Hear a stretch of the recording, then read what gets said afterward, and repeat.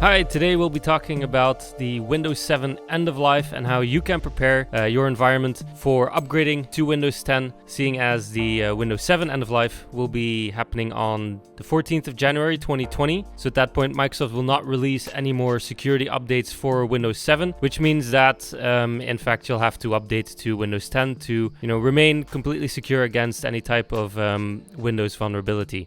Now obviously, if you still have Windows 7 machines around or even XP, some of them might not actually make the cut to be able to upgrade to Windows 10, since there are minimum requirements, and today we'll be going over how you can easily identify which machines in your environment can be upgraded to Windows 10, which ones can't, and also if an in-place upgrade is possible or not.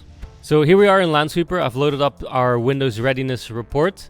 As you can see, our report displays a whole list of machines, their asset name, their domain, the user, the IP address, and then we have a bunch of checks whether this machine is able to upgrade to Windows 10 or not. So we have our CPU speed, which is checked. Then we have a RAM check. Same with disk space, so it does a check whether there's enough disk space currently on the machine to install Windows 10. It displays the OS, the service pack if there is any, and then obviously the architecture. The in-place upgrade is a check that depends on both the conditions, which are the CPU, RAM, disk space, and then it also checks whether the OS supports a in-place upgrade or not. Now we can also filter on the report, so if you only want to see assets that do not have enough RAM, you could say, okay, I only want to see the ones that are not okay, and then you can easily filter. Same goes for disk space or basically any other column that you see here. Now if I want to take a look at one of these in closer detail, I can just simply click on them and I can see more details about this machine. So obviously I can see here that it only has 512 megabytes of RAM, which is not enough for Windows 10. So that's why it doesn't qualify. But I also get more information about additional hardware information, also network information. And there's more tabs to basically go into any information that you need from this machine. So how do we get this information? It's very simple. All you need to do is go to our website and download Lansweeper. You can start a free trial there.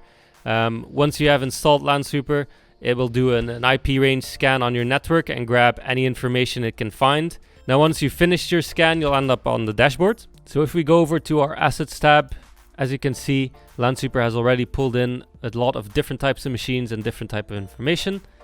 Now how do we actually get to our report? Well, we'll have to create a new report. So now that we're in the report builder, first thing you'll need to do is head over to our website and grab our Windows 10 Readiness report.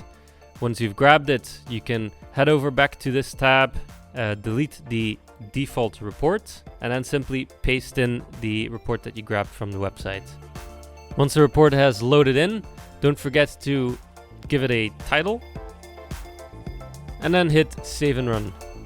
And that's how easy it is to get a complete list of all the machines in your network that are not yet on Windows 10 and to find whether they can be upgraded to Windows 10 or not. If you want to try this out yourself, head over to lansweeper.com and start your free trial.